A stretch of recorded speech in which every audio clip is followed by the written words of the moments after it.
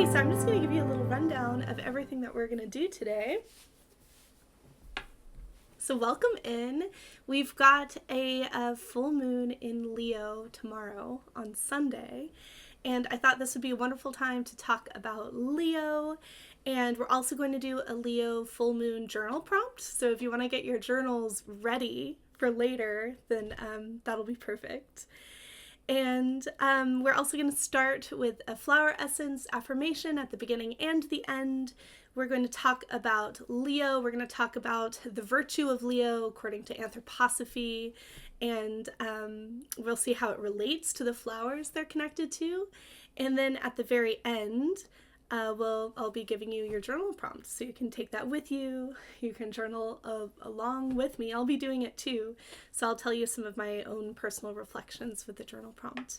So yeah, welcome. So we're going to start with the Leo flower essence, which is vervain. And vervain is, so this is one of the 12 healers. So there are 12 main essences that Dr. Bach first discovered and associated it with, personality types.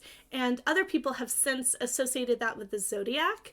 So this is kind of the one that I've found that goes with Leo. And it also happens to be one that I consider a type remedy for myself. Like, I'm always taking it, basically. And first, let me read you the affirmation, and then we'll talk a little bit about vervain.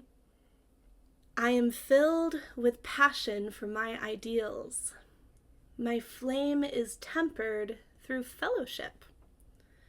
My ideals become real when hearts are left free. I give my light to others with love. So, vervain is often a remedy for if you're like just so passionate about something and it just fills you up and it kind of overflows and you can't help but share it with everyone that you talk to, like the things that are on your mind or the things that you're feeling passionate about.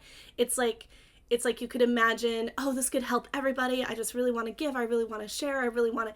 And I find, so for myself, I'm totally that type, and I've really had to pull it back because it can actually be kind of off-putting to people who aren't as interested in whatever it may be, be that family members or just whoever, it's literally anyone. I'm like, oh, I want to do this for you. I want to make you this remedy. I want to read your cards. I want, you know what I mean? It's like, it's a bit over the top. I've been reading this. Oh, and there's this concept. And I'm just, I just can't help it. It like bubbles up with me and it kind of overflows.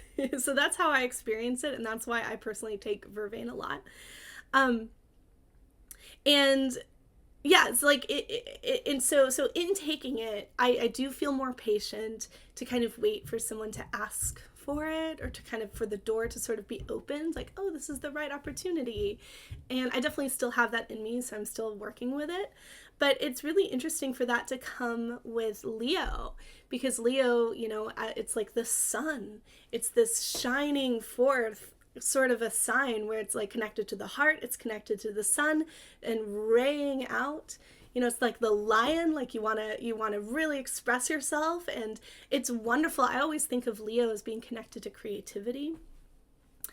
But the other side of vervain that I wanted to mention, since we're talking about it, is that you can end up having like really high expectations for yourself because you have these high ideals, like it's talking about, these high ideals, these high expectations for yourself, and it ends up actually being a restrictive feeling. So it's actually a remedy that people take a lot of times for stress and for tension.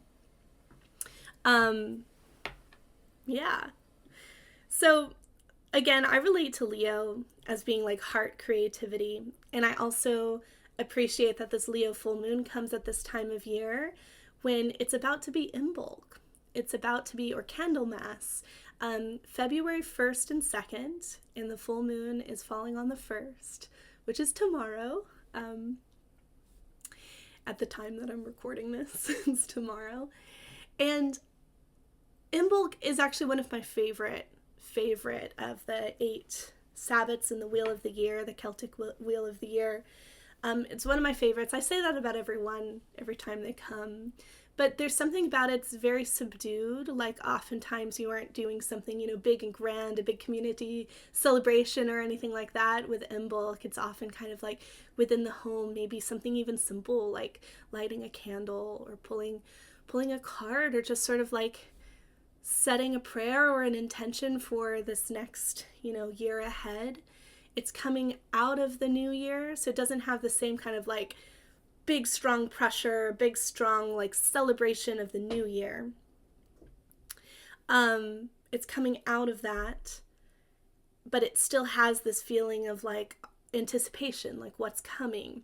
And of course, the sun has been born again. If you're in the northern hemisphere, everything is getting lighter and lighter. And so so there's this feeling of like spring is coming and it's not here. I mean, right now where I'm recording, I'm looking at the window at so much snow. We got like at least 2 feet of snow. I didn't actually hear the exact measurement, but it is the most amount of snow that I've ever seen. We've got like huge piles. So it is definitely, we're still in the depth of winter, but we feel that light returning. And I think of springtime as being such like a rejuvenating time, especially for creativity and birthing new things and creating new things. And so now here in Imbolc, we can kind of light that inspiration, like light that hope and light that forward thinking of what is that and what could that be. So I love that there's a Leo energy kind of plugged into this time where we've got that, beautiful light, again, connected to the sun, connected to creativity and that raying out. All right, so now let's talk about the virtue according to Rudolf Steiner. And anthroposophy is the spiritual science that I study. It's the stream that I'm in. And anthroposophy was really brought by Rudolf Steiner. And he associated a virtue with each zodiac sign, and the virtue actually transforms into something even higher. So you have something that's already virtuous, and then it transforms actually into like a higher version of itself too. And that's something that we can really, focus on bringing forth within ourselves during these periods of time, especially during the season of a certain sign. And then I also like to look at when the moon is in a certain sign. So I'm also really inspired. I wanted to mention this channel. It's on YouTube. It's also a podcast, and it's called Astral Arc. And I've been especially listening to the first 2 seasons of it, talking about these anthroposophical virtues in relationship to the zodiac sign. So definitely look that up if you're interested more in going deeper or curious like where some of these things come from. But there were a few things that I wrote down from listening to it this latest time. So to start, for Leo, the virtue is compassion, and the transformation is compassion becomes freedom. And it's kind of a curious thing to contemplate for a second. Wait, what? What does that mean? Compassion becomes freedom. And so the first thing I thought, well, wow, yes, compassion and the heart, and Leo being that heart, that sign, that sun at your heart. That's what I think of with Leo. And okay, compassion becoming freedom. But then freedom, so, well, I mean, the first part, compassion, okay. But then freedom, it's like we think of freedom as being like an individual thing. Like I'm free when I can choose what I want to do, and I get to do that. I'm free. I can do what I want. You know what I mean? And it becomes this very kind of like individual, self-oriented sort of a concept. So how is it that compassion becomes freedom? And here's some of the interesting things that I found through going deeper with it, listening to the Astral Arc, and really thinking about it. Compassion requires you to go beyond your own limitations. It requires you to exit your sphere of self and touch another, or to have that interest and have that care, have that empathy towards another being. So in a way, it's like this sort of boundary of like, here's myself. I'm not talking about boundary, like boundaries are healthy, but more so like this, if you feel trapped within, because that's the interesting thing, like maybe it's actually a feeling of being trapped if you're only oriented about yourself. It's actually quite restrictive, which is interesting, thinking back to Vervain and how we were talking about how it ends up actually, you know, if it's out of balance, can be kind of restrictive, the Vervain. Whereas compassion, you actually free yourself and you move out of that limitation, if that makes sense, because you're going outwards and you're touching another. You're caring about another. Another is in your consciousness, or things outside of yourself are in your consciousness. And we are transformed by that. We're transformed in relationship to other people. We are not transformed in isolation. And I think this is actually a big thing, a difference in the Western path of initiation versus Eastern, is that Eastern, you often kind of seclude yourself, you pull yourself into more isolation, you go deep within, but it's from a place of like asceticism, it's from a place of kind of separation. Whereas the Western path is more so like, how can I, in my daily life and in the relationships with people and in the work that I'm doing in the world, which is very much in the world and experiencing the world as it is, how can I find my path of initiation, find enlightenment, if you will, like in those places. So we are transformed by others, in the meeting of others, in the karma that we have with others that we've already set ahead of time, like, yes, we need to transform this. I need, together, or in finding the energy that helps me from another person to transform something within myself, and in reciprocation, I also am helping them to transform something in them, or at least giving them the opportunity to, right? So in meeting others and in having that compassion, we experience transformation, and that liberates us. So that's freedom. And we can't develop in isolation. So I thought that was really curious about how compassion can become freedom. I pulled an oracle card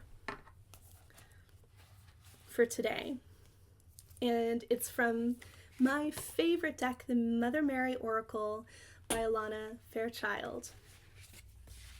And I actually haven't read the description of this yet. I just pulled the card, and actually I read the first line. I have to be honest. I read the very first line and I was like, well, there we go. This is for today. So the card is Our Lady of the Rose Child. And get this, here's the first line. Torn open by suffering, you have become vulnerable and compassionate. So I haven't read the rest yet, but I thought, okay, this is definitely related to what we're talking about. Most definitely. First of all, the imagery on this card is fiery and heart-filled. But also, it's literally got the word compassion in there. Torn open by suffering, you've become vulnerable and compassionate. And something I wanted to say about that is, again, like when we think of more of the self-oriented positioning, where you're just, you're thinking about yourself and you're thinking like, if I'm to be more free, I have more access to what I want, I have more freedom to do what I want to do with my time, and you probably move yourself towards wanting to be more comfortable, right? Or wanting to, like, it's like self-oriented, like I want comfort, I want, X, Y, and Z.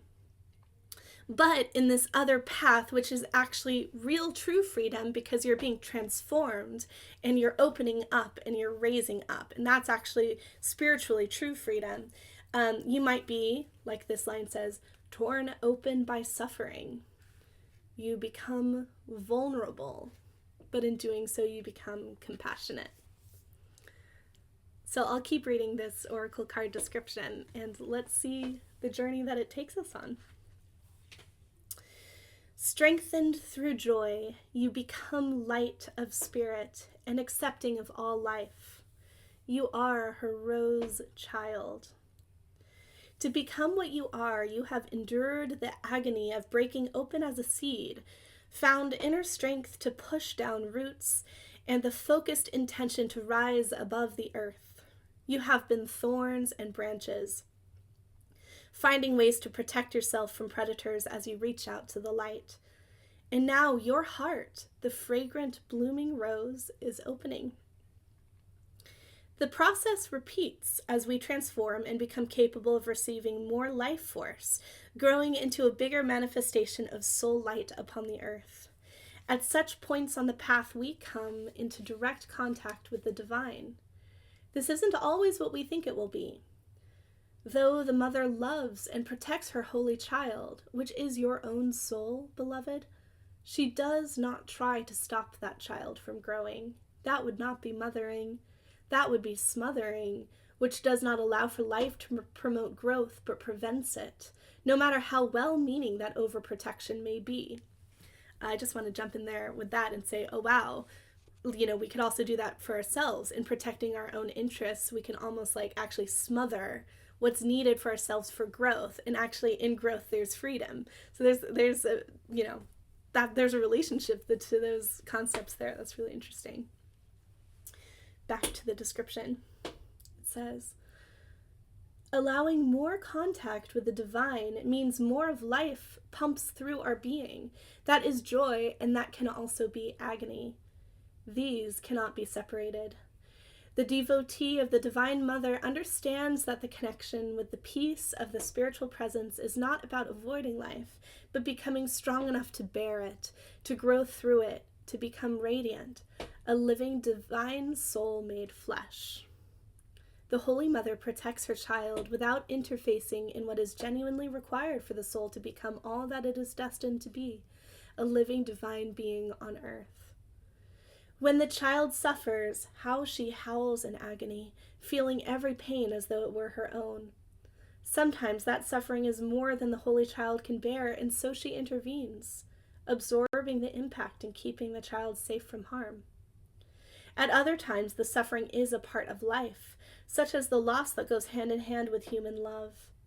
At these times, she is in the pain with her child, but does not try to shield the child from the mysteries of life which, though painful sometimes, actually feed the soul with the richness of human experience. When the child triumphs, how she dances, ignited in delight and happiness, as her child shines true. She is willing to bear it because that is the gift of life, through which the soul is empowered into divinity. The oracle of Our Lady of the Rose Child comes with a special message.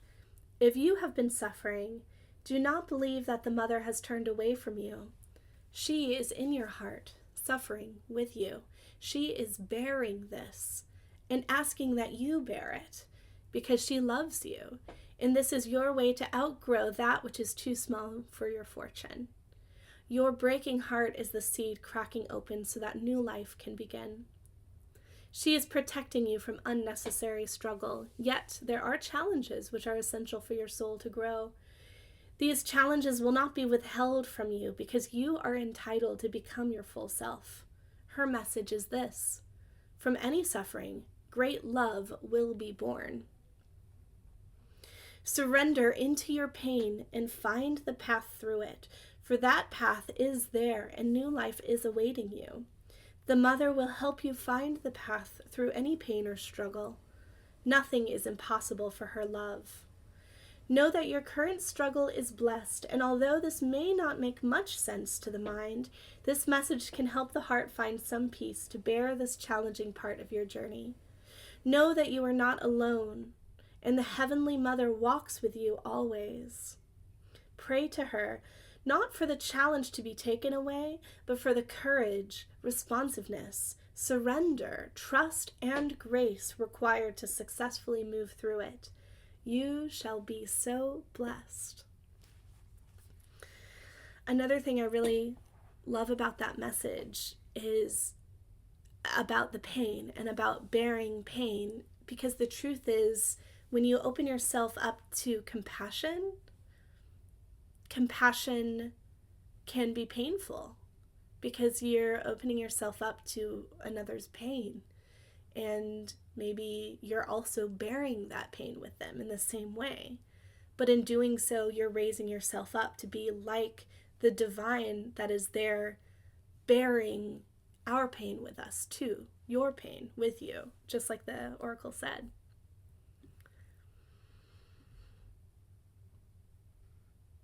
Yeah, I love that. So I was just, I'm really amazed right now, actually. Like, that's the card that came with this because it is so perfect. And that happened, I mean, the last 2 times too. It's like, oh yeah, this deck never fails me, I just have to say. So this journal prompt is more related to what we create and do in the world. But I think that it is very much related to this idea of compassion and of finding freedom in compassion. And especially if we think about like what we want to ray out from the heart and what we want to express in the world. And so my association with Leo being especially connected to creativity, I think also really rings in this journal prompt. So hopefully it is helpful for you. Hopefully you connect with it. But yeah, so here's the prompt. It says, look at all of the ways you have designed and created this life for yourself. Celebrate all the good and true that you've been able to weave around you. What does your current life circumstances show you about your inner world and your willing effort? How can you continue to design a life that puts your sense of purpose and passion at the center? And then you can pull a card along with it, a tarot deck, an oracle deck, even an affirmation deck, now that since we were working with some affirmations earlier. The card pull is, what is something in my life to look at more clearly and consciously? So we're lighting the light from the full moon, the light from the sun of Leo. Leo's ruled by the sun, and it is, again, I think of the sun at the heart, and that's Leo to me. We're raying that light out on our life, and we're seeing things clearly for what they are and what they could be. So what is something in my life to look at more clearly and consciously? So in my journaling, I really thought about all in my life that has led up to where I am now, and how everything, even when I didn't realize it, like everything really aligned for this to be my path and for this to be like where I am. And it's so curious when you kind of hit those points where it's like, okay, I've landed somewhere. That doesn't mean I'm done. I'm on a path and I'm on a journey, but I've landed into something. And then when I see everything and see, oh yeah, everything can be used. Like everything had a purpose. Every experience I went through, every lesson, like it can all be used now. And that's really incredible. And sometimes it's hard to remember that when you're in the midst of chaos or confusion, or like needing to make a decision, or needing to like change your life direction. It can be hard to see how all those things line up. But yeah, so I was writing a bit about that. And then the card pull that I got for what to look at more clearly and consciously was the 5 of Cups. And that stumped me for a moment. So this is a card often about, loss, grief. And I realized, oh my goodness, I mean, I can just like sort of read part of what I wrote. I wrote, in order to grow, I have to see all that I missed, all that I was unconscious to, how much time I've let slip by, and all that isn't love. And that's something I've really learned from my teacher in Waldorf teacher training, is as you're on the path of love, you encounter all that isn't love. And I mean, it's a hard thing to encounter. It makes me think of, again, this concept of compassion becoming freedom. What we were talking about earlier with Leo, compassion becoming freedom. And it's like, in order to be on this path of freedom, you must learn love. And in learning love, there's pain. There's all that came in with that Mother Mary card that we read. So it all feels fitting. But it's not easy. And I do encounter that. Like, as I do become more present, or as I do become more, even honestly, like, even in how much I feel like I've grown spiritually, I realize how much I don't know if lacking is quite the right word. It's like how much I hadn't realized at different points. But then that's good, because that's growth and that's freedom, But yeah, there's a lot to face. There's a lot to face on it. Well, I wanted to end our discussion with another affirmation. So I really like to compare the 12 healers, the 12 flower essence healers that we're talking about, original by Dr. Bach. And we talked about vervain and how that is, connected to Leo.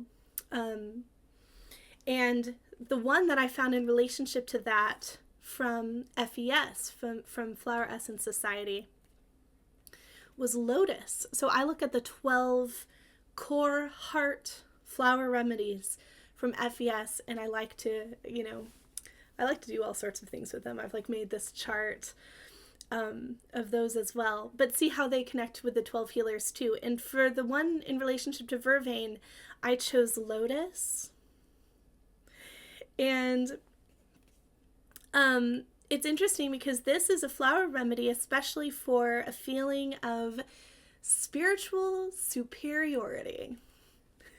I know we've all encountered that, whether externally or internally or both. Being on a path it's one of the pitfalls, right, of being on a spiritual path, is a feeling of spiritual superiority, or almost like separating yourself, or saying like, oh, I'm not a part of that. I'm above that, and so lotus is a remedy to that. And I appreciate too that lotus is such an incredible image on a lot of the Eastern paths. And I think that is something, when we were talking about earlier about asceticism and kind of removing yourself from society, like that is one of the major pitfalls that can happen on one of those paths. So this idea that this flower essence is a remedy to that is incredible. But I wanted to read to you a little bit, just one passage from The Light on the Path, because in the past 2 episodes, the one for Sagittarius season, the one for Capricorn season, we made it through, I think it was actually the Capricorn one, that we made it through the first 4 rules on The Light on the Path. And I just felt like this next one, number 5, is so fitting. So this is huge, and I've been sitting with this one actually, so it's perfect that we're talking about it. Number 5, kill out all sense of separateness. Note, do not fancy you can stand aside from the bad man or the foolish man. They are yourself, though in a less degree than your friend or your master, which I think she's talking about like your divine, like what you look at for divine inspiration. This is by Mabel Collins, by the way. It's an old text, so it's got a little bit of like older language. But if you allow the idea of separateness from any evil thing or person to grow up within you, by doing so you can create karma which will bind you to that thing or person, till your soul recognizes that it cannot be isolated. Remember that the sin and shame of the world are your sin and shame, for you are a part of it. Your karma is inextricably interwoven with the great karma. And before you can attain knowledge, you must have passed through all places, foul and clean alike. Therefore, remember that the soiled garment you shrink from touching may have been yours yesterday, may be yours tomorrow. And if you turn with horror from it, When it is flung upon your shoulders, it will cling the more closely to you. The self-righteous man makes for himself a bed of mire. Abstain because it is right to abstain, not that yourself shall be kept clean. There's so much in that. There's so much in that. And yeah, I always feel like I can't speak for it. It just, there it is.